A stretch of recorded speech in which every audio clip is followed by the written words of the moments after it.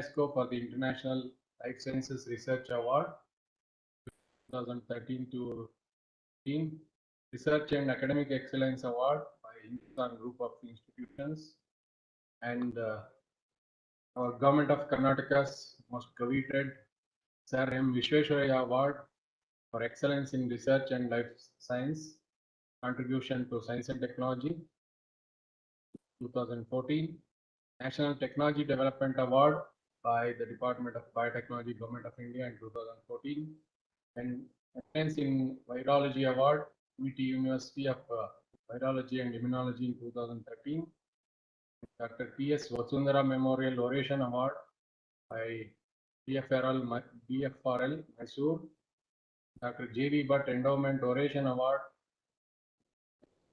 Manipal University in 2012. Madam is also a fellow of National Academy of Agricultural Sciences.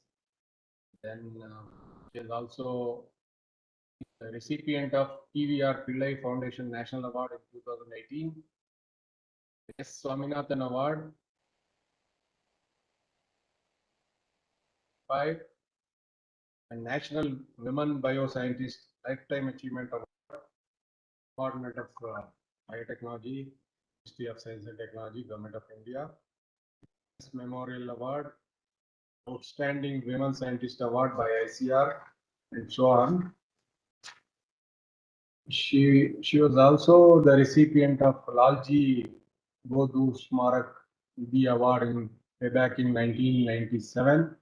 Madam is also a recipient of Distinguished Alumnus Award by Kasturba Medical College in 1990.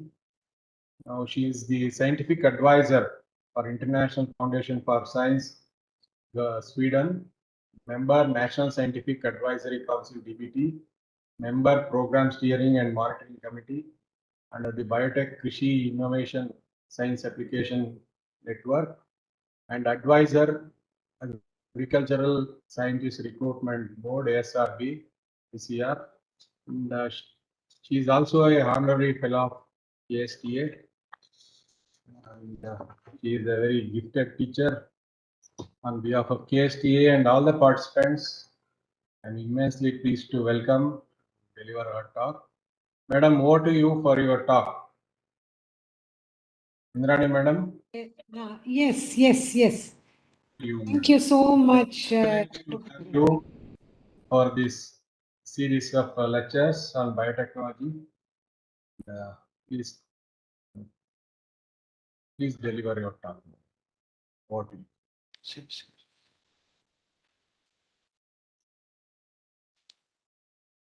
Share. Yes. Yeah. Listen.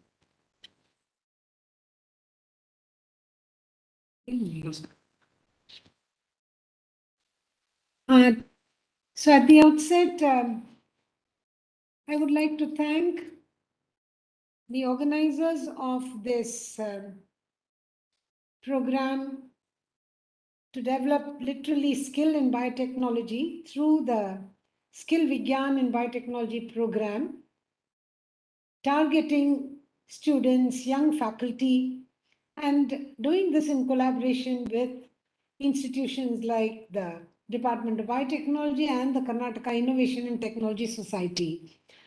Thank you very much, Dr. Ramesh. You and your other friends like Srinivas have been, for me, a very, I should say, dear people who to this day remember the teachers. And I'm very grateful also that I had the opportunity to teach students like you all who are occupying today such prestigious position.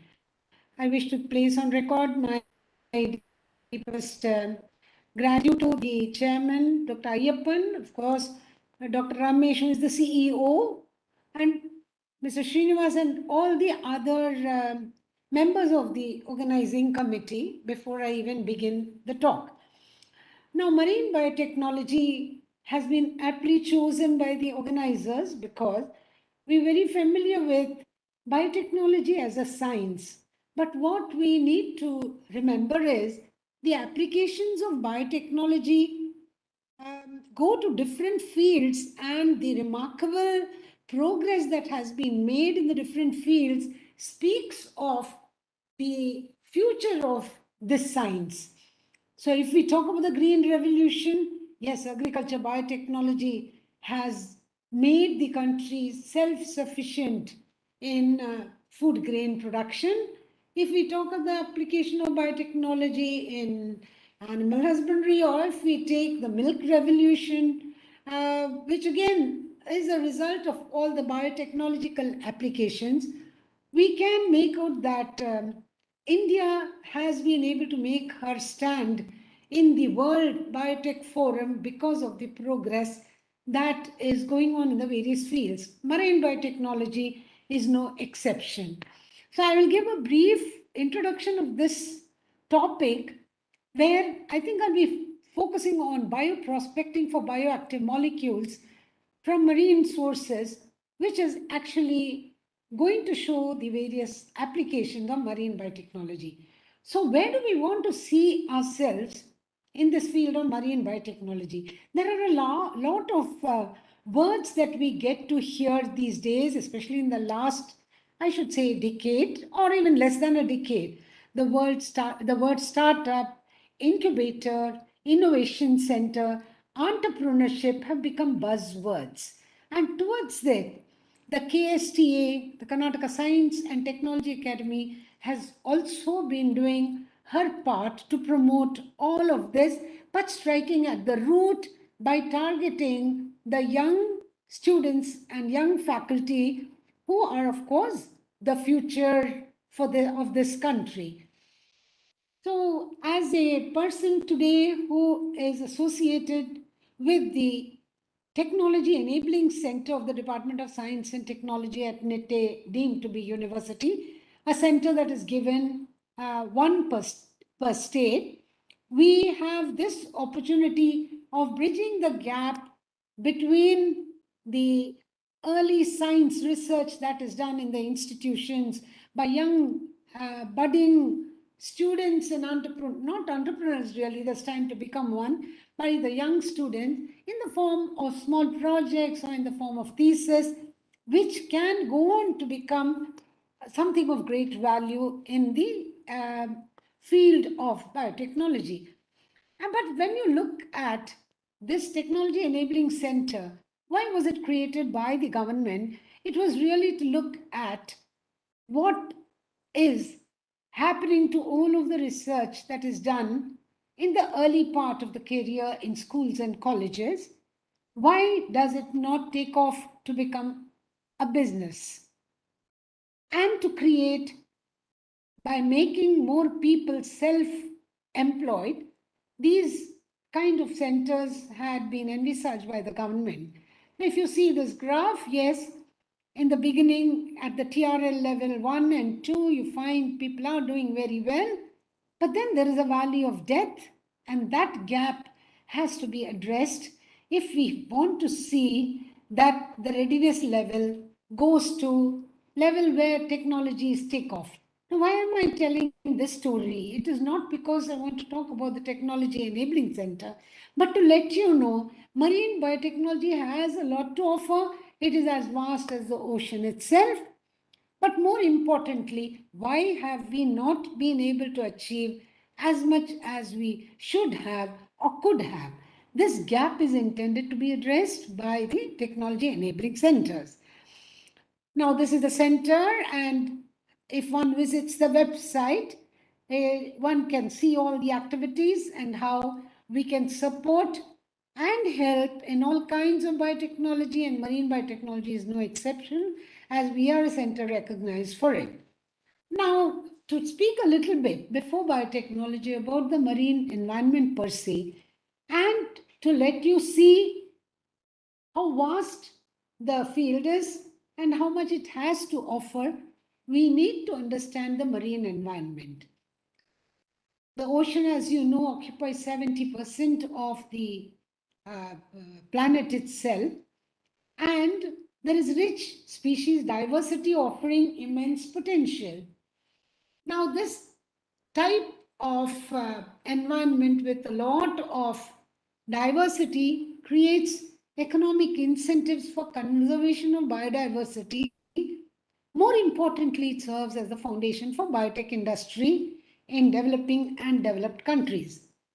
Now, if we look at the number of metabolites that have been reported from various marine organisms that are existing in the oceans, which forms 4/5 of all life forms that exist on the planet, we find that a whopping 2,500 and more metabolites. When I say more, it could run to any numbers. The slide was probably prepared for the DBT a few years ago, but the situation has not, I think, progressed as much as it should. Today, there is a lot of scope and there's a lot of, apart from the potential, interest to do more. More than 250 marine natural products which are useful for health have been discovered. And these novel compounds for health which have been discovered relate to various structural classes like the polyketides, the terpenes, steroids, peptides, and so on. Now, why is the marine environment offering such great potential? It's not just because it's a body of water that occupies 70% of the planet.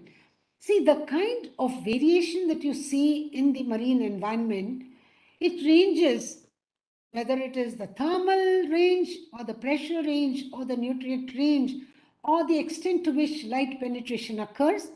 You can see that from below freezing to 350 degrees Celsius. Can we imagine? See, water boils at 100 degrees Celsius, and we know as microbiologists, biotechnologists, when we attempt to sterilize in the laboratory, we use autoclave where we take the temperature 121 degrees Celsius. How can we raise that temperature? It is by increasing the pressure. And therefore, if you want to think of 350 degrees heat, unless you take it to extremely high pressures, you're not going to be able to get that kind of a temperature. And this is what we find in the deepest part of the oceans in the hydrothermal vents. The pressure range is from 1 to 1000 atmosphere.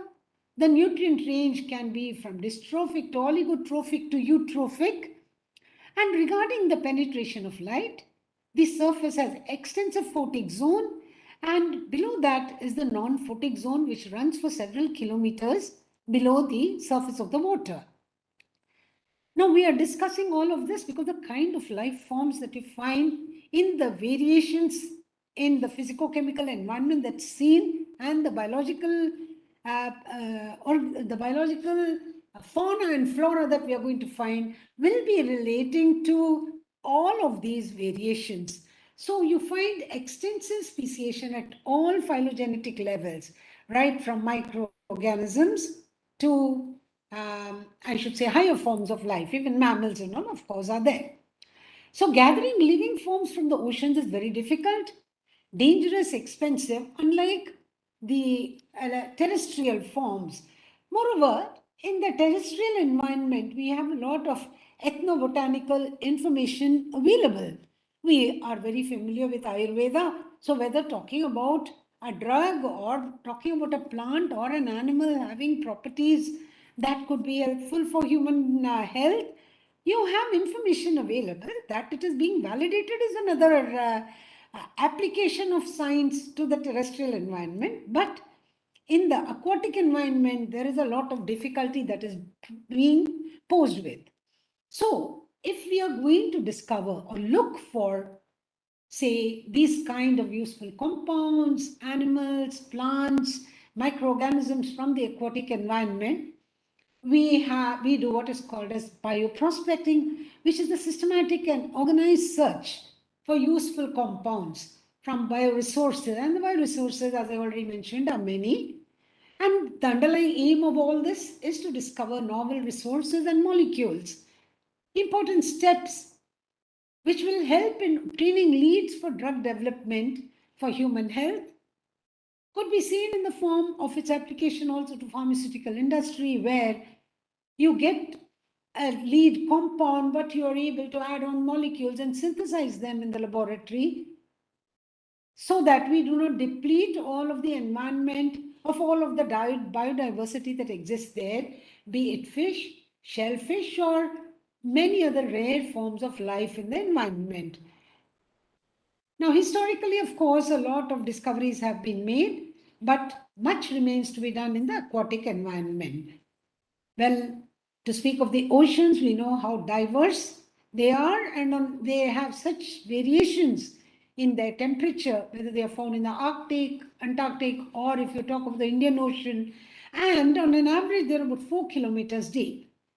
Now, what are the terminologies that are used to describe the marine environment? This becomes paramount before we go on to talk about the applications of molecules that might have been derived from the aquatic environment through the various fauna, flora, as well as other microorganisms that exist. We have, of course, on the panel, the CEO, Dr. Ramesh, we have Dr. Srinivas, and we have colleagues who have expertise in the field of fisheries, especially in aquatic environment, and they are probably best to explain all of this. But just a cursory glance would let all of you understand what a mangrove forest is. You can see the prop roots that are all sticking out. The place where it's present, we at Mangalore are located close to the Netravati river, where mangrove is extensively found. And these mangroves are usually in the brackish water area where the fresh water and the marine environment sort of meet. And they have all of those rare molecules, animals, as well as plants that you can find. And I should say, it's a wealth of materials that you get from the mangrove.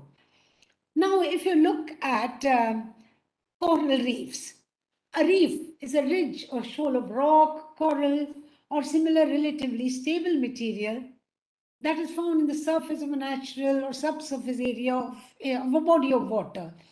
Many of us have been to Andaman, and we might have, of course, seen a lot of the corals more because they have been, I should say, associated with a lot of beautiful colors and the cost. But we also know that corals are protected area. The coral reefs are, I should say, critical habitats where even if you go to Andaman, you're not allowed to carry back even a piece of coral. Knowing that we can deplete the environment of all of its rich material, the diversity that exists, because the greed of human beings can go to any extent. Now, if you look at coral reefs or the artificial reefs also that come about, you will see that they all have a diverse assemblage of organisms. As a microbiologist, I may have looked at the microorganisms, but if you see the colored fishes in this image, you know the coral reefs offer shelter to a lot of these colored fish. And many of the, I should say, studies that have been done, especially in the Great Barrier Reef, which show how corals are depleting, the bleaching of the corals that take place due to microbial activity, due to anthropogenic activity, has resulted in the loss of a lot of coral reefs. Now, we do not want the biodiversity to be disturbed because they have multitude of molecules there associated with organisms that we may not be able to see, but that are existing there and performing the activities. Now, if you look at the various zones, you can see we have the epipelagic, which is at the very top. In terms of the distance, I will speak because then you can relate it to the photic, the non-photic zone, the low temperature, the high temperature zone, to the dystrophic and the eutrophic or the oligotrophic zones. Now, epipelagic exists to about 200 meters, which is the kind of distance that sunlight penetrates, and therefore the phytoplankton will be dominating those areas. The productivity is very high there. We are also aware how any disturbance in terms of a cyclone and the divergence and convergence that takes place results in change in the productivity. Coming to the next zone, which is the mesopelagic, It ranges from 200 meters to 1000 meters. It is called a twilight zone. You know how a twilight zone looks like. So here you have a lot of heterotrophic microorganisms, organisms as well. Some are bioluminescent. Then you have the bathypelagic, and you can see the depth changing. Already there is no plant life. Occasionally you may find bioluminescence there. They are all the detritus feeding organisms because the light doesn't penetrate and there's no primary productivity going on there. Then you have the abyssopelagic, which is bottomless literally, deeper than 4,000 meters, where the temperature becomes low, pressure becomes high, and very few organisms exist. Then when you go to the hydropelagic, which is 6,000 to 6,500 meters, where the deep trenches are seen, you start to really have, yes, those kinds of fauna and flora that cannot be thought of to exist. It is hard to believe. Seeing is believing. Getting from there the animals and all through deep sea divers or through systems that you send to the bottom of the ocean to collect will make you believe what exists there. So looking at the zones, and if you look at the kind of animals and plants and all that exist in the different zones, would let you understand what kind of microorganisms exist, which is why even organisms are all classified as thermophilic, psychrophilic, mesophilic, depending on what they are associated with when they are found at the different depths. So this is just to make you understand, because many people work with fish, but you also know there are some fish that are found lower. Then you have jellyfish, and everyone is aware of the application of the green fluorescent protein that was got from the jellyfish Aquaporia victoria. And that molecule, green fluorescence protein, is a very important application molecule in molecular biology to study cancer and the movement of cancer cells, the neurological applications. You have the application in the study of pathogenesis of organisms, because you use this also as a promoter, and you get the coloration that comes due to the protein expression. So a lot of it is based on the basic biotechnological tools of cloning and expression. So recombinant DNA technology has become the order of the day, and it has facilitated much of these forms of life from the oceans or from the land to not be depleted, to get the molecules out, introduce it into any other eubacteria or into a eukaryote, and get the molecule produced ad lib for human application, for laboratory application, for vaccine application. It is endless, and how it's applied to different industries we will see in a few minutes from now. So yes, if you look at all the depths and the various, I should say, terminologies that are used, I think Ramesh is an expert with all this, because this was his topic even when he studied in the College of Fisheries. You will see that all of these basic information is first required. You cannot pick up an organism or an animal or a plant from 10,000 meters and by whatever advanced methods, bring it to the laboratory and study under normal conditions. If it is an organism that tolerates the pressures below, which is very high, you bring it up to normal atmospheric pressure, you will find that the organism dies, and therefore the purpose of getting it for study is defeated. And therefore, these information is all basic to all of the study that you will undertake later. Well, you can see the hydrothermal vents, a lot of hot steam that is all the time present there in the depths of the ocean. And you can see the fauna, the flora that is going to be present there. Look at the kind of crabs that are found there. Look at all of the other fauna. Very attractive, yes, but these are the forms of life that probably have very, very unique enzymes, very unique proteins. Our normal biology and biochemistry and all of the sciences teach us that proteins will denature at high temperatures. Look at the temperature there, and the protein is existing. Similarly, if you have, say, Arctic or the Antarctic Ocean, where water freezes, and there are fish also present there. Now, how did that become very useful? People extracted the antifreeze proteins because the blood was not freezing, got it from them, and today a lot of the cars, not a lot, all the cars that will run in those cold climate when the petrol or the diesel will just literally freeze at those temperatures, you have the antifreeze molecules that are added, antifreeze proteins which are extracted, and molecules that are made added to them in order that the diesel and the petrol and all does not freeze at those temperatures in the vehicle. So such is the application of molecules that exist. Now I will rush through it because slides are many. It's more the pictures and more to let you all see, all of the young people who are hearing, to let you see the scope of marine biotechnology, because when we understand the scope, then we see the application of it, and then we see, can I do it?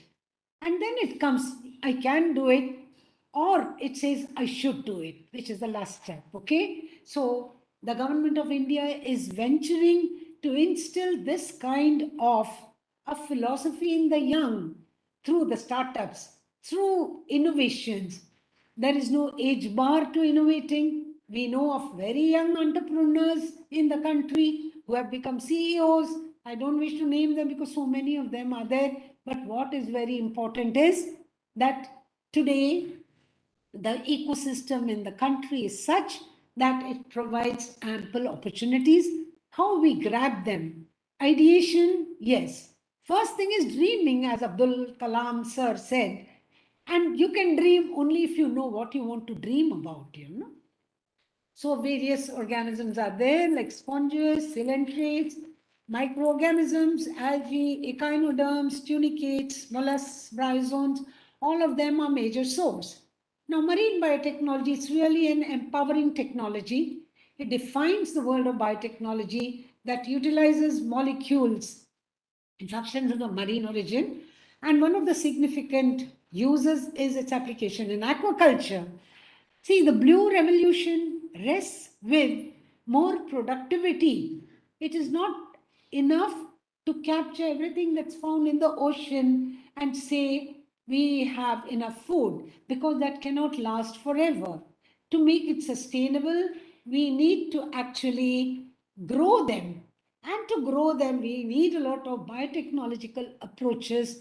And when we say biotechnological approaches, it is not restricted only to genetically improve them or to use advanced methods to multiply them. You have to see that there is disease prevention. How can you prevent?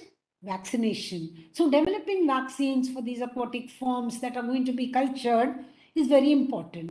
Now we all know, whether it's a poultry farmer, a fish farmer, an animal husbandry owner, animal livestock owner, all of these culture practices, the attempt is to have more and more production in less and less time with more and more inputs for maximizing the profits. So everything is contrary to what is going on in nature. So one may wonder, in the oceans you don't have a disease with the fish so much. You may have once in a way, but it is lost in the ocean. But when you culture them, you're talking about disease, massive losses, loss to the exchequer, loss to, I wouldn't say nutrition, loss to first food security. First, feeding people, making them feel full is the first important thing. And of course, fish has this additional advantage of providing nutritional security through the protein that is there. But to prevent diseases in this culture environment, you need to have a vaccine. Then once a disease sets in, how early can you diagnose it? So developing diagnostics. But if you don't want to have disease at all, in an aquatic environment or in any environment, even where humans and all are having problems or otherwise, you will realize that disease is always an interaction when the delicate balance between the host, the pathogen, and the environment is disturbed. So when they all are in, I should say, balanced state of mind, then you don't have a problem. But the moment that balance is disturbed, you have a disease outbreak. And therefore, early diagnosis, yes. environment is most important, and protecting that through whatever means. In aquaculture, if you're told about low stocking density, it is very important that one doesn't become avaricious and increase the density 10 times. Disease naturally will be there. But what is seen is this disease spreads very quickly to all other farms, just the way corona spread. You want to isolate a person and keep when there is an infectious agent, you find that if the rules are not followed, it naturally becomes an epidemic, a pandemic if it involves the globe. So we need to keep all this in mind if we have to think how to make anything in the marine environment brought to land for culture, in the coastal environment for culture, how to make it sustainable. So this food security, especially for developing countries like India, Bangladesh, Sri Lanka, these are very important. So what are some of the early discoveries and current applications? If you see in China, Zhang et al., they developed a gene, that antifreeze protein that I spoke about, and the salmon growth hormone was introduced into the Red Sea bream. So when you have growth hormones from the natural source introduced into another, naturally the rate of growth is more, and when you get bigger fish, you can satisfy more the hunger of more people. Another case is the utilization in aquaculture in vaccines. Then Heppel et al., they describe DNA vaccines, but what we need to remember is how these vaccines are not going to affect the environment because of the gene introduction that is done using the recombinant DNA technology, whatever is made. And therefore, it's not out of place to let you all know how one of the important molecules that was discovered, the green fluorescence protein, which also resulted in, excuse me 1 minute. Adon the connection, okay, thank you. So the green fluorescence protein, which won a Nobel Prize and which is a very important molecule in the laboratory, was first obtained from a jellyfish. And we know how it's used as a marker protein, and I already mentioned the advantages, how it can impart, see that color which you see. How could all that be done? By the recombinant DNA technology, where that particular protein, coded by, of course, a region in the nucleic acid, was cloned and then expressed in a bacteria. And then when it produces large quantities, that is the one for which we pay really a lot in the laboratories for our use. So what are some of the applications in any developing country? The problems and solutions are just shown in a snapshot here. You can see this was prepared for Bangladesh and very much applicable to us because we are already leaders in many of these applications. So the disease epizootics, prevention, control measures through vaccines, through early detection is something. Now I dare to say all of this because I was one of the lucky persons also who got a lot of projects from the Department of Biotechnology and from the Indian Council of Agriculture Research, and in turn could develop technologies. So Ramesh was reading about some of the, I should say, awards, and all the awards are a consequence of what you work, and they don't come in the beginning, yes, and you never work for an award. But if you can develop something that results in a tangible molecule of use to the industry, of use to humanity, that satisfaction is even greater. Certainly, being in a field where recognition is counted by what you have published, how much you have published, what awards you've got, we do not stay away from them, but we are happier when there is application of all of this, the vaccine that was developed, the diagnostics that was developed, and the recognition enabled it to become technologies that was taken up by companies and production done. Then if you look at the rarity of brood stock, because you want a specific pathogen-free animals, so you have to have brood stock.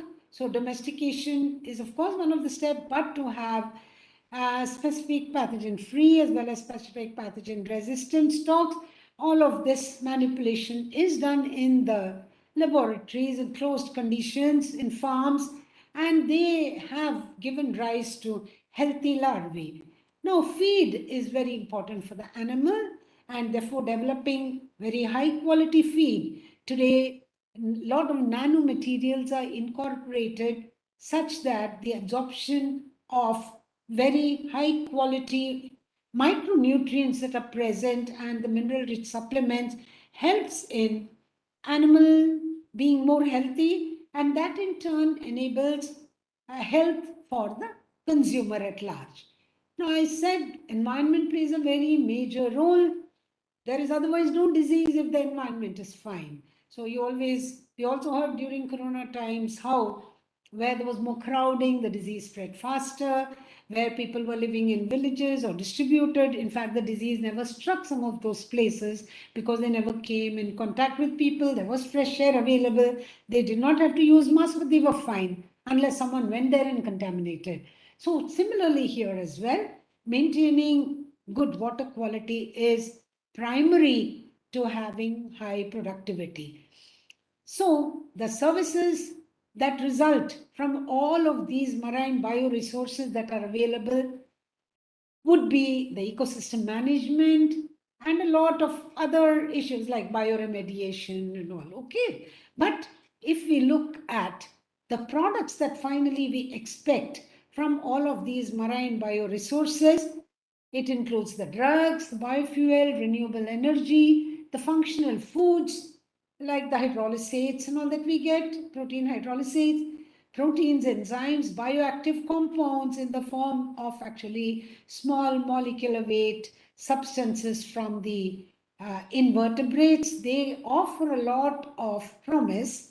And you also have from many algal sources a lot of bioactive materials like, pigments, which like lutein, we have a fucoxanthin, all of them are extremely useful to good health. So they've all been categorized under, I should say, nutraceuticals. And therefore, the resource, infrastructure, and innovation go hand in hand. So many techniques are yes used for all of these products development. Okay, so you have molecular tools that are there, cytogenetics, you have the nanotechnology. Chemistry is an integral part because once you get a molecule from a natural source and you identify the structure, you do not want to deplete the natural resource, and therefore culturing it, aquaculturing it is one part of it, not just the fish. Aquaculture really means culturing anything that comes from those aquatic environments, whether it's a seaweed, it's an algae, or it's an invertebrate or a vertebrate. When you try to culture it, you are, of course, increasing the productivity without only draining it through capture fisheries, through capturing or collecting from the wild. But when there is a molecule that is associated which you want to work with, it is better to, yes, study in detail, and marine chemistry helps us with that. This is useful not just for all the basic studies that are done on the structure, real chemistry, synthetic chemistry, having the molecule produced so that you can have ad lib synthesis and availability of this molecule for the health of humans will never then be in short supply. So genetics, genomics, and all other omics. Today we talk about transcriptomics, proteomics, translotomes. So there are many, many words, metabolomes. We talk about all this. Understanding all of that is basic to application. So you can never separate basic science from applied science. It's always said, Louis Pasteur, who is, of course, the father of microbiology, and we owe it all to him that we have been able to have all of those techniques in place today world over. Louis Pasteur was once asked, is there basic science, what do you think is more important, basic science or applied science? Because a lot of controversy was going on in Europe at that time, at the time of Pasteur.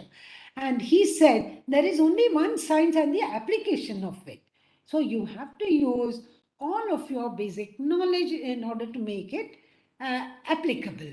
But we need to remember a reverse approach is possible, which is the way forward today. Today, we don't isolate each and every molecule from the marine source or from terrestrial source and study it A to Z to arrive at the conclusion that it was not useful.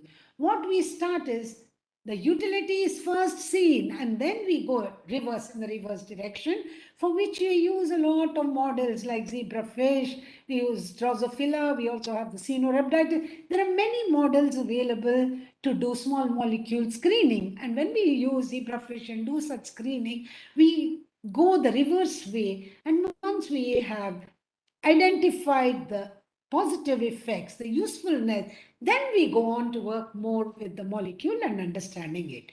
So human health applications are many, and that becomes very attractive.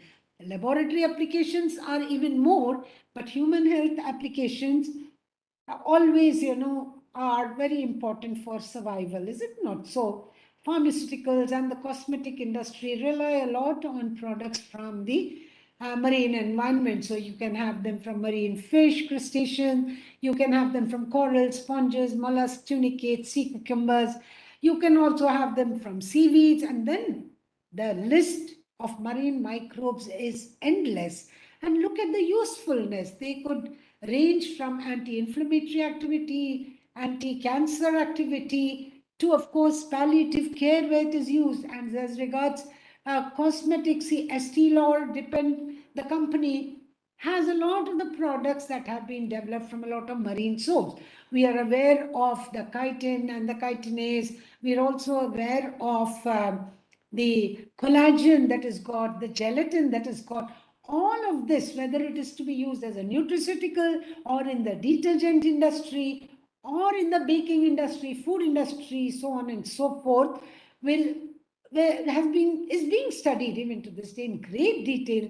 Product improvement is the order of the day.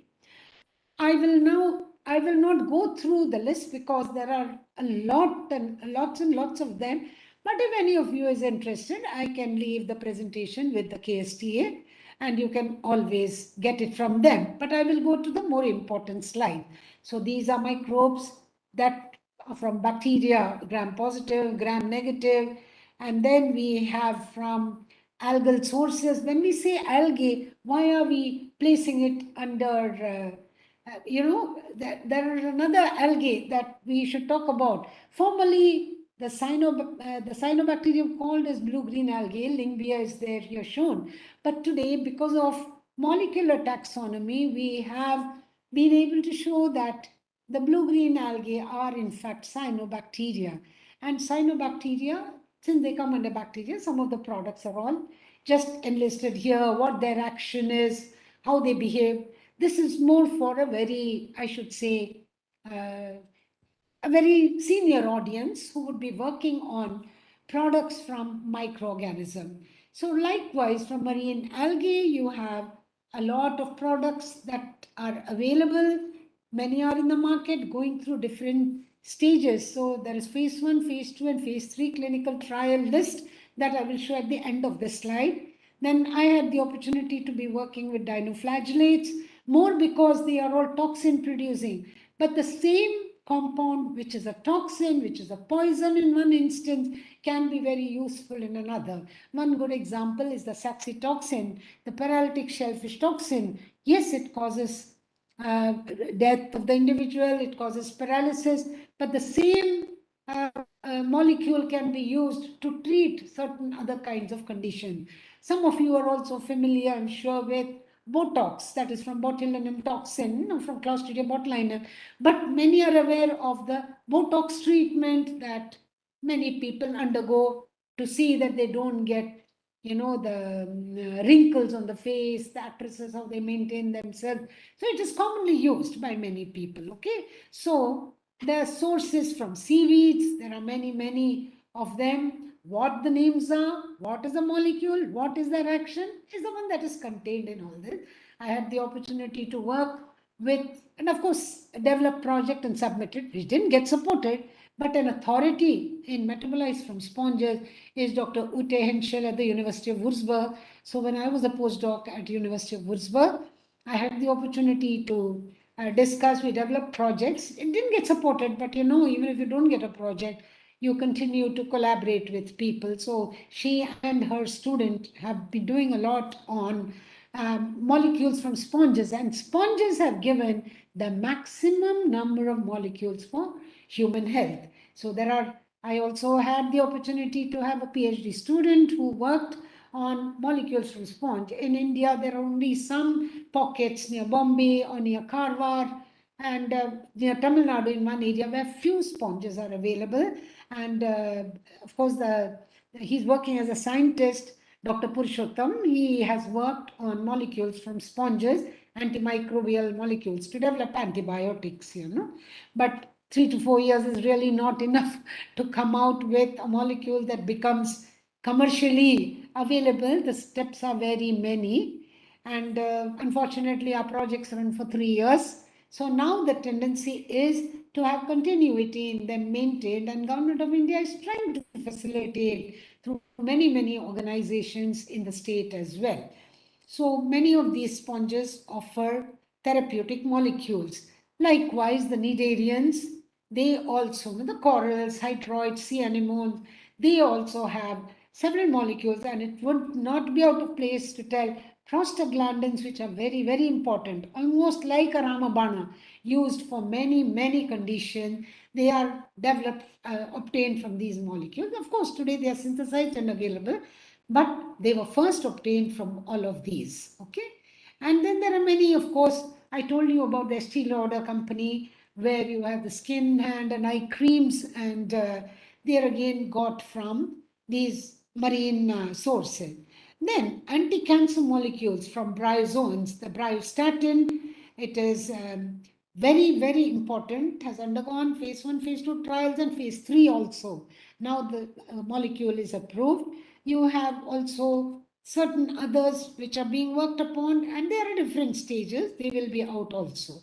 Then biochemical probes from mollusks. This is again for laboratory usefulness. I only mentioned about the green fluorescence toxin. Now the conotoxins, which are deadly nerve toxins, they are used for physiological and pharmacological studies and are valuable probes because they serve as antagonists of acetylcholine.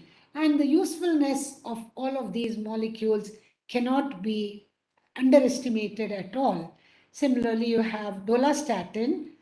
So they are presented in a table later on, you'll see. From acidians as well, there are several bioactive molecules, and their action. Anti-cancer molecules have really become very important only because cancer is the most dreaded condition that is known. And the day we hear the word cancer, we think we are doomed. But with the discoveries of a lot of molecules, it's not too bad. People do have sometimes lifespan of even 20 years, 25 or 30 years after a cancer is detected. How early it's seen is very important. And if it goes to very extreme stages, stage 4, then yes, it becomes a little difficult, and that is why early diagnosis is very important. Then starfishes have become very important source to study regeneration. Apart from the molecules that are present in them, how does regeneration take place? Again, a very, I should say, very elite scientist now, but a student from College of Fisheries has been actively working on all of this. He's today an advisor in Netherlands University for patents and project, but his name is Ramakrishna. He had been working on a lot of the regeneration, constructing, I should say, tissues, regenerating tissues, So from what they learn from these animals, they do that. So, well, there is a table which shows the bioproduct, the application source, and of course, is it already in the market, who is manufacturing, and so on. So this is the list of a lot of them. And now I already mentioned how we should try to culture them or use chemistry to synthesize them. Okay. We also know molecular tools have become very useful, but that does not mean we have to do away with the conventional tools. They are complementary to each other. If you cannot identify what correlate came from using all of the conventional tools.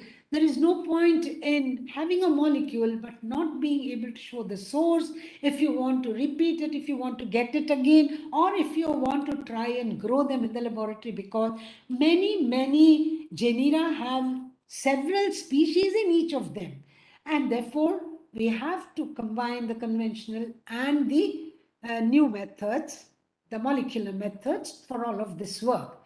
So training in all of this is a prerequisite to this kind of marine biotechnology work. Now, just a few slides on the application in other fields like nutraceuticals, detergent industry, health, for health as well as nutraceutical. In the meanwhile, can I just ask the organizers, uh, do I get a little bit of more time or should I wind up? Yes, If, ma'am, you can take, ma'am. can I continue for 15 minutes? Yes, ma'am. Okay, thank you so much. So you have now many marine polysaccharides. We've all heard how carrageenan can be used in place of actually gelatin and to actually solidify something that you're eating. So carrageenan in ice cream is used. We have chitin, chitosan that are got from crabs, shrimps and all. There are many applications. Even the gut, the suture thread is made from these chemicals. Then you have got alginates. Now, alginates are very important also as, I should say, scaffolds for constructing a 3D model, apart from all the food application that I'll show you in the next slide. But you know, when somebody does a drug study, now till now we were relying a lot. When I say till now, in the past few years there has been development, but we always relied on tissue culture or animal model. Using large animals is now out of question. Small animals like zebrafish tend to be used. But if you want to do in the labs, it was always tissue culture which was encouraged, cell culture. Now, cell culture and tissue culture are just 2D, platters which are available on in the Carroll's flask that you get or in Petri plates. But what you need to mimic the natural body would be a 3D model. And for 3D development, so that you see whether the drug penetrates that particular tissue, that particular tumor, or that particular organ, one needs to have scaffold to develop. Alginate scaffolds have been actually developed because there were natural scaffolds in the biofilms that were present, and artificially a lot of polyethylene glycol has also been used. In our own university, Nitte University, we have some of the experts like Dr. Sudarshan, who trained himself at the IIT Mumbai, and now for the past 5 years he's here. He is he has the expertise in developing 3D models of all these tissues for study in for pharmaceutical drugs, as well as other aspects of virulence. Okay? So fucoidin from brown algae seaweeds, though it has many health applications, but for us in fisheries, it is very important immunostimulant for the shrimps, and therefore with marine marine polysaccharides being extensively used, it is important for us to look at all of the other ways, other molecules that have intense biotechnological application. So one important enzyme here is the group of enzyme is proteases. Now they have application in pharmaceuticals, cosmetics. I will show you in the food biotechnology area, cleaning processes like detergents, they are used in the feed biotechnology for improving the digestibility. So in feed additives, they get to be used for better digestion. In food biotechnology, which is today a very important area, every day there is a new food in the market, a ready to eat food, ready to cook food. So there is a lot of application in the brewing processes, in the biofunctions that happen there, in meat technology for tenderizing it, then technological changes that can be brought about, to a food, the physicochemical and the sensory characteristics, reducing the allergens in a particular food, or, synthesis of bioactive peptides. We in Fisheries College had a very important project on bioactive small molecules, peptides and we did develop at least 6 of them,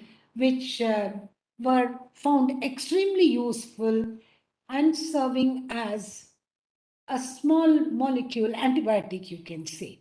So in the cleaning process, again, as detergent additives, I'm very happy to say that there are some of the students even from the College of Fisheries who have taken to technologies related to detergent cleaning. I can recall the company name Wash Clean, and the person who is the MD of that is one Mr. Prakash. And it gives me great satisfaction that what we are talking about with slides to an elite audience is also meant to convey that it is not impossible if you want to do something. Keratin based preparations are there. I think many of us know about an enzyme that we use in the laboratory regularly during DNA extraction for polymerase chain reaction. We use proteinase K.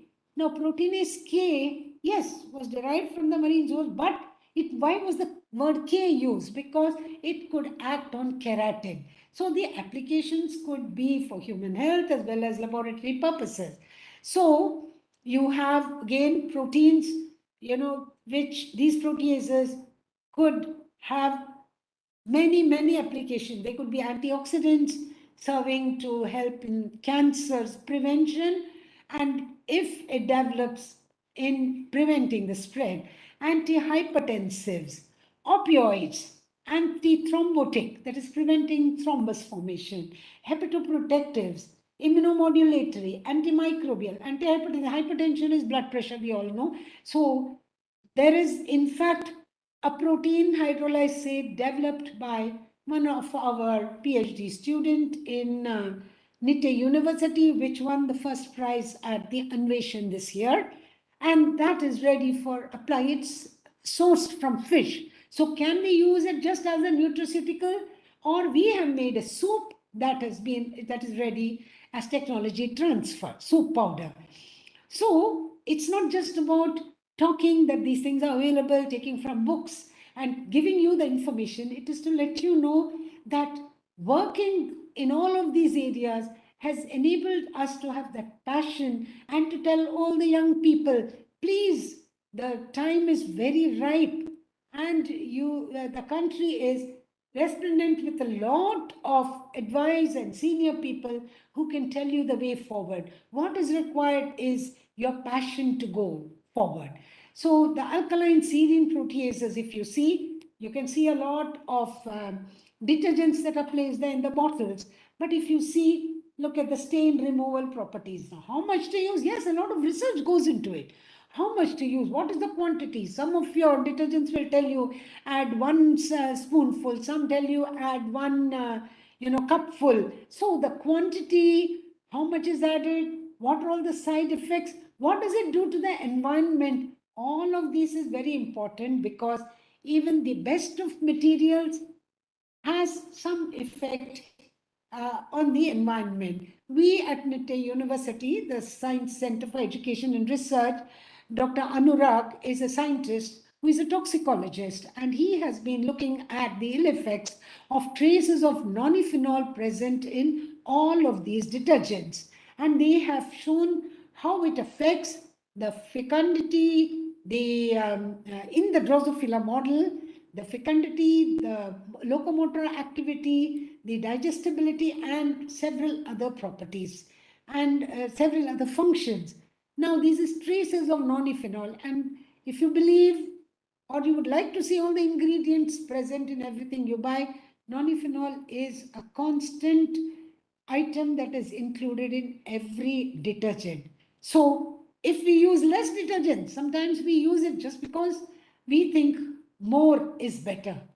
But let us learn to use the right amount, dilute to the effect that is mentioned, because all of what is used goes to the water body, goes to the larger water body, which comes back to the humans and causes all of the problems. So if people say, ಮೊದಲಿನ ಕಾಲದಲ್ಲಿ ಹೀಗೆ ಇರಲಿಲ್ಲ, ಈಗ ಇದೆ, the developments that have taken place in all the fields through the advanced technologies that are available, whether it's for washing, whether it we don't use, the booty that we get anymore. We don't use for washing our vessels or washing the what is obtained from burning of wood, and that was much safer.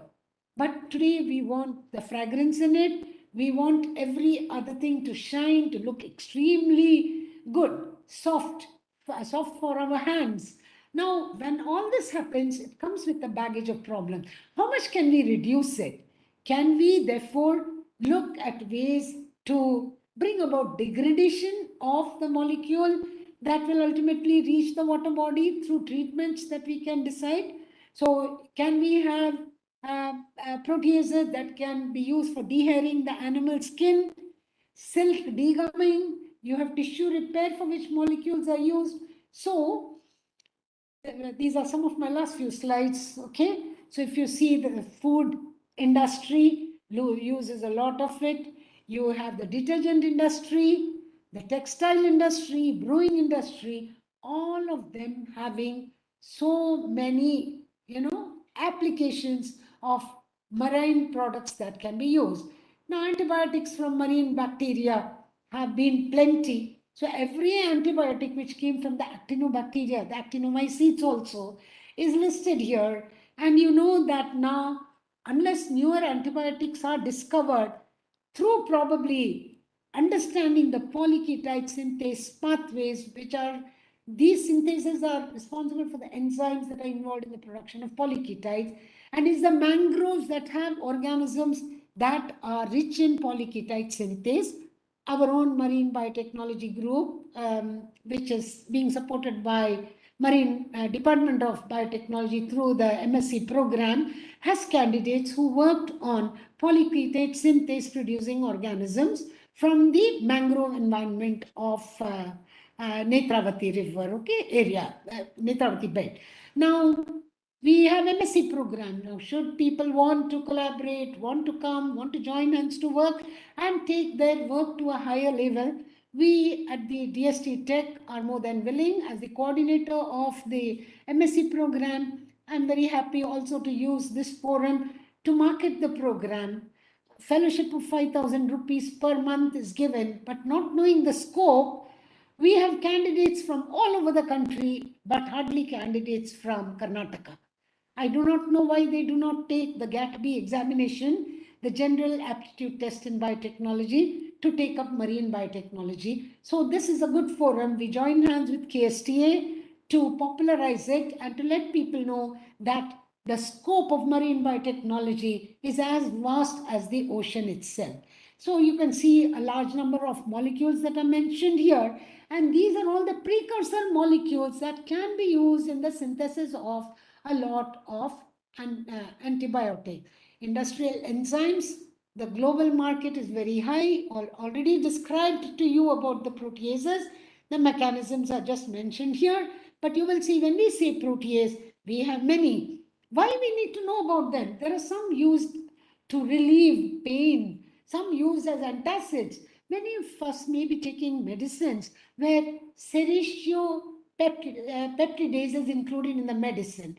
Now, this is an anti-inflammatory protease that is included. Now, is it an aminopeptidase, endopeptidase, or a carboxypeptidase? All of this needs to be studied in order that we incorporate it in the medicines, is it not? So, um, the application, yes, is wonderful, but we don't stop there.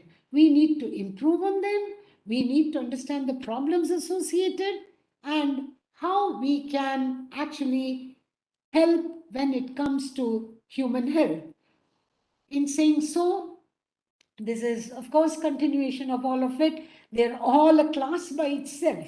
So each slide is a full class because we go into all of the details while teaching, and therefore I will refrain myself from making it more boring. But if you know the applications, most of what is to be achieved through the KSTA program will have been done, because that was the topic that was meant to be conveyed to all of you. Okay, so the protein, of course, again, this is application in the different industries.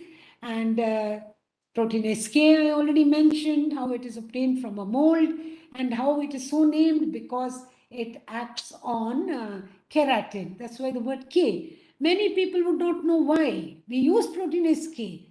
But we should always try to find out why a name has been given the way it is, okay? And sericopeptidase, about which I mentioned, is produced, yes, a protease by the bacteria Serratia. Serratia is an enterobacteriaceae, but this enterobacteriaceae produces an effective protease against inflammation, and it is combined with a lot of medicines when they expect that inflammation is to be reduced. So there are others like nattokinase, which is used as cardiovascular disease nutraceutical and helps to lower the risk of the disease. So nutraceutical is the buzzword today. So if I talk about blood pressure reduction, because we have isolated the molecule, the protein hydrolysate, I would still recommend that as nutraceutical, you must eat that particular fish. But how you cook that fish, how you eat that fish is more important for the right benefits to be got out of that fish. We kill all of the benefits by the way we cook because we value the tongue more than the effect that will be produced by what we eat. So proteases are very important for many, many applications, even in skin disease treatment. There are several other applications. I will reserve it. Maybe KSTA will organize some other time and we will come back to you with other applications. That one molecule is enough for dealing. Protease as a group can be dealt with in great detail. About chitin, I've already mentioned what can be done. So many bacteria produce them, the marine vibrios, the actinobacteria. Now they find application, the biocontrol of pests in agriculture. So biocontrol is a buzzword today. The less, the more we decrease the use of chemicals, better will be the produce, because ultimately the chemicals used for the purpose to control the pests go to the soil, get accumulated in the food that is produced. It may be rice, it may be wheat, and then come back to us. And then the net effects are seen through a larger number of diseases unheard of. So if we say the fertility rate has decreased, or if we say that people are now more prone to cancer, we really do not know how much the environment is contributing. The pollution, the food production through use of extremely dangerous chemicals to have better production. And these have been conveyed through various articles, but we cannot say then we will not use any chemical at all. Because if that is the source of income for a farmer, he cannot or she cannot rely on producing food in the natural way because the pests have become so many. And therefore, how much can we reduce by good practices, reduce the use of chemicals, study the effect of chemicals so that the effects are minimal, is all part of it, okay? So marine organisms produce a lot of starch hydrolyzing enzymes as well. Agar, which is of course one of the most basic materials that is used in a microbiology laboratory. When it was first discovered, it is different. It was used also in ice cream. When they first, when they did not know, they used gelatin, but when they used agar, they found that it has a different melting temperature and a different solidifying temperature, which was the hallmark of using agar. But the purified form of agar, which is about 15 times more expensive than agar, is used in a lot of molecular biology work. And therefore, getting different sources from where agar can be produced, how much pure will it be in order that the purification cost gets reduced. All of this holds a lot of scope in marine biotechnology. Now, just you don't have to worry about it. The slides are more to show you that many drugs are under clinical trials, and these are all available in the website. So if you just Google clinical trial, phase 1, phase 2, phase 3 clinical trial, it will tell you what is the disease condition. It may be for coronavirus, it may be for cancer, it may be for a bacterial disease. So you have many of the molecules that have different applications. So you have phase 2 clinical trial applications as well. The sources are given, their chemical nature, the what is the active clinical trial state. This is already, I should say, 3 months old. So it may have been updated already. You can look for it. So Alzheimer's, as you know, is a disease that is spoken. It's a neurological condition, yes, but there are attempts to use a drug which is more used for cancer to also see the effects on looking at Alzheimer's disease. So this is where drug repurposing comes. Corona saw how much of drug repurposing took place. There was medicine used for malaria, but that medicine was used for corona and it helped. And it sometimes creates hue and cry, but you do not know in which stage it was effective. It is better not to criticize what has been shown by some group. What really happens is the timing of the disease, the stage of the disease, and how it was effective has all been studied by groups, depending on the patients they were working with. The whole, uh, I should say, issue relates to not criticizing, but seeing what might have been the mechanism of action. And that's why the government of India announced big projects on drug repurposing. Repurposing really means having drug for one condition, but seeing whether it has effect on another condition, okay? And that is really good way to move forward because a lot of study would already have been done on it. This is an anti-cancer drug on which it's studied. So bryostatins, all of you must have seen the bryozoans. You know, these are all fouling organisms actually. And these fouling organisms, they are of very great interest in material science and nanotechnology. Also because of the molecules that they produce in the adhesion to the ship, rafts, the way they attach the gummy substance is so powerful, it's very hard to get rid of them. And therefore, for production of adhesives from those sources, they are working on it. For bioplastics, the source, chromobacterium, achromobacter from marine sources has been used for producing plastics, which are degradable. Otherwise, it takes 200 to 200 years for plastic to really degrade. But the plastic, bioplastics, which are getting to be studied more and more, um, are from a lot from these marine sources. Just recently, I think yesterday, there is a very big attempt in Netherlands for having plant bioplastic, plastic from plants, and therefore degradability will definitely be addressed. Already the product is ready there through the research that was done. Well, these are all the different sources, clinical trials again, phase 1 trial, the list is very, very, very large. You can all go to the website, look at, see, as I said, this last update was May 14, 2021, when I took it, but you can now see if there are later updates, you would have more inclusions there, okay?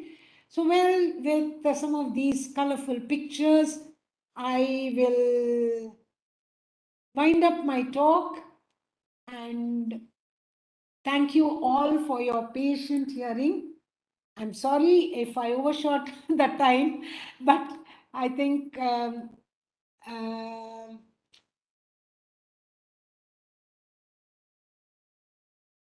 Thank you very much, ma'am. one of the speakers was not there, so that probably gave me some additional time.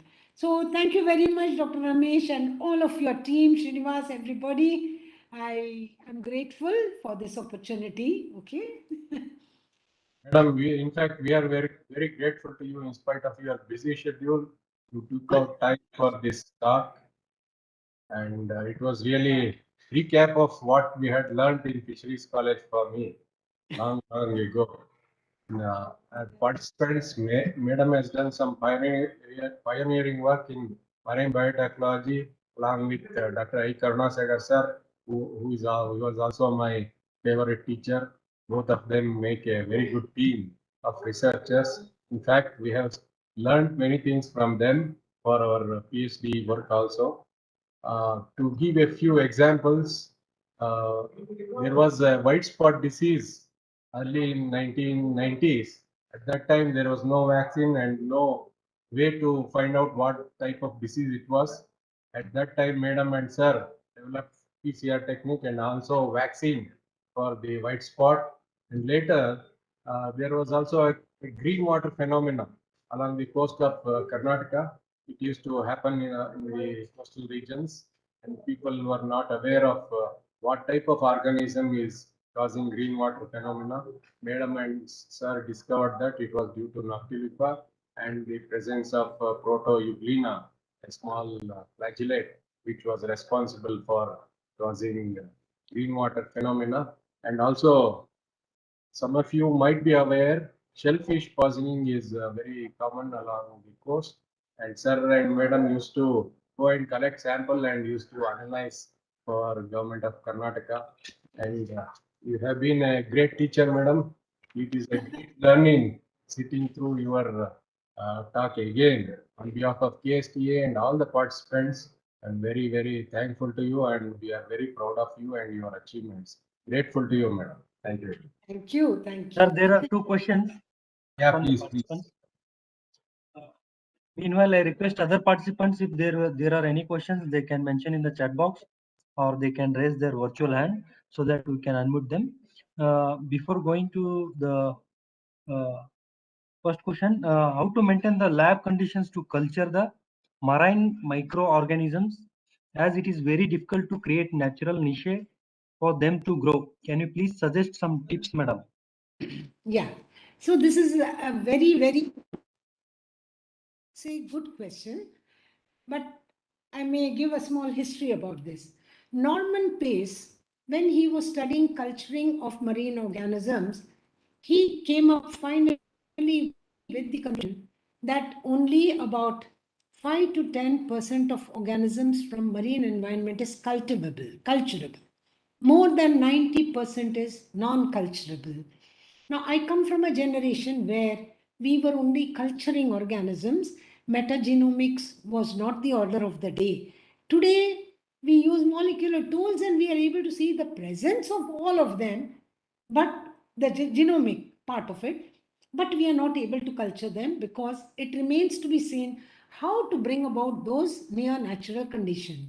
I had a PhD student, he is now in the US, Chaitanya, Dr. Chaitanya. His study was related to this very question. And because we wanted to improve the number of organisms that we can grow from the marine environment, the water, the sediment, water particularly from critical habitats, what we really did was we reduced the nutrient conditions in the medium that we prepared. So normally when you use nutrient agar or you use tryptone soy agar, you are giving very rich food to organisms that do not need so much of rich food. So when we reduced a lot of the nutrients, suppose nutrient broth, suppose we had to add 2% in the medium, ready-made media, or you prepare the media. We reduced it first to 1, then to 0.5 and to 0.2%, 0.2. And we found that as you reduce the percentage, the number of organisms that came up was much larger. So this question is a difficult question. You have to understand that is why the near natural condition of that organism. So if you find you got a sample from salinity 3% or from salinity 5 or 10, try to have medium which gives that kind of salinity. Try to see what kind of nutrient conditions prevailed there, because many times in the aquatic environment they are all oligotrophic, or dystrophic. There is hardly any organic material and all, unlike what we prepare in the lab. Okay, but one way of doing it would be, please use, if it's from the marine environment, Zubel marine agar. To some extent it contains all of the salts that are present in the marine environment and reduce the nutrient content in them and try to grow them. Okay. it's trial and error. You just have to try. And conditions again. If the condition in the ocean, in the water, was 20 degrees, 22 degrees, if you attempt to keep it at 28 to 30, that is how the room temperature is, or in the incubator where it's 37, they will not grow. It's like us, it takes a lot of time for us to adjust to extremes of climates. If we travel, we go to Antarctica or we go to a desert, it takes time, and we have to modify our own clothing or food habits in order to survive there, right? So the same principles of life will apply for the organism as well. Okay, if you write to me, my email is available in the first slide that was there, and tell me what you're attempting to grow, because blindly if you're growing, it will depend on whatever factors I told you now.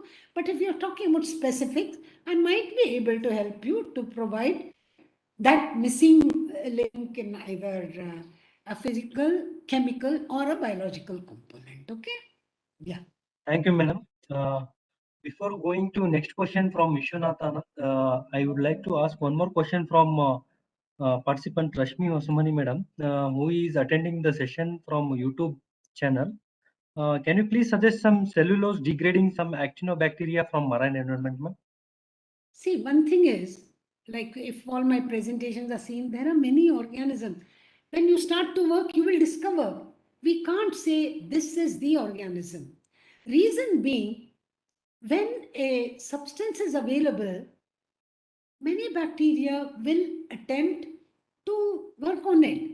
So whether it is a ligninolytic bacteria in the terrestrial environment or a cellulose degrading bacteria, only when you suppose now a plate is prepared, a Zobel marine agar plate or a nutrient agar plate, and you incorporate in that cellulose, you bring the sample from wherever you want to isolate and put it on it.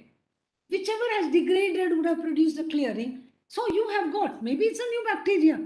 That is how discoveries happen actually, So instead of picking up a bacteria, try to get something naturally and then start working on it, So you will be able to then definitely succeed in getting some novel ones also.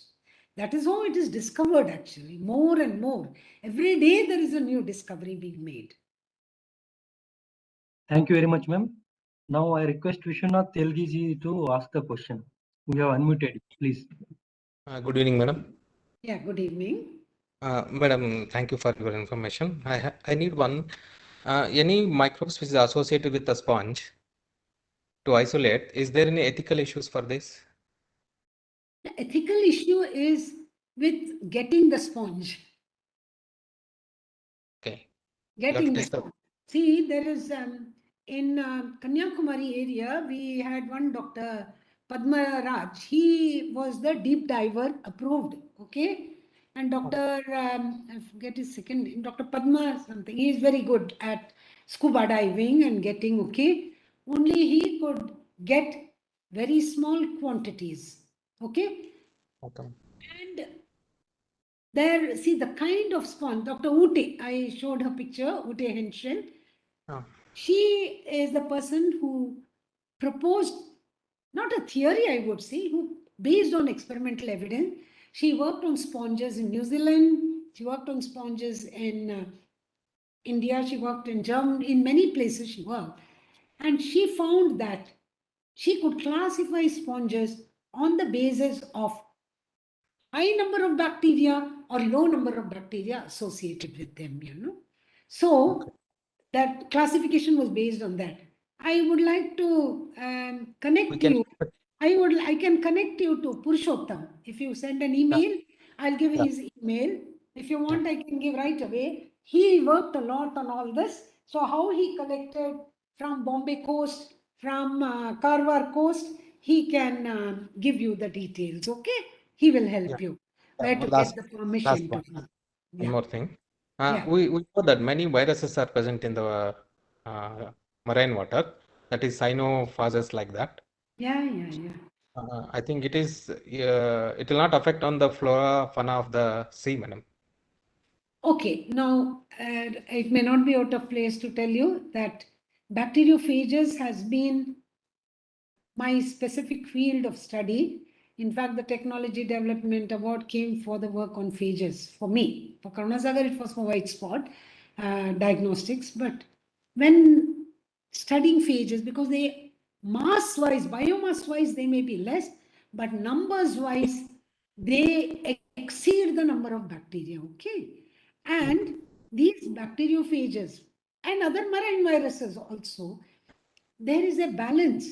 Now, you see zooplankton blooms, you hear about, blooms in the oceans. How do the blooms disappear? Okay. It is now thought that it is these, not thought, they have proved also, those who are working on it, these phages are responsible for also bringing about that kind of this thing. That's why even during summer, there would be a cosinodiscus bloom. When that disappears, there would be another bloom of an alga or a zooplankton bloom. So these blooms come in succession, and it is believed that the crash of the blooms is associated a lot with phages, because phages are there for algae, for fungus, for bacteria, for everything. Every life form has got a phage as well, okay? Yeah. Microorganism. Thank you, Okay. madam. So I think it's very interesting topic for research, in fact. Okay. Yeah. Yeah. Thank you, madam. Thank you, Vishwanath ji. Now over to our CEO, Dr. M. Ramesh sir. Madam, once again, thank you very much. We keep organizing workshops, symposia, and conferences like this. We'll be inviting you again for offline. Yeah, definitely. Definitely. It will be our pleasure. See, for the recognition the government has given, for the recognition you have given, we owe it, even otherwise, as teachers, to see how much we can initiate young people to think horizontally, because vertically is understandable, but horizontally is very important for inter and multidisciplinary work. And you will realize more and more coming together is more important than working in isolation. Once again, thank you very much, madam. Thank you. Great. Thank you all. Thank you all of you at KSTA for this honor. Okay. Thank you. Thank you. I Thank you, thank sir. all the participants also for being with us throughout the afternoon. And tomorrow again, there will be 2 more talks. I request all of you to join at right time. Sure, if you attend all the classes, you're getting your certificates, not from us, from the Department of Biotechnology. If you miss any class, you may lose your certificates. Be aware of that. Thank you. Thank you. Thank you.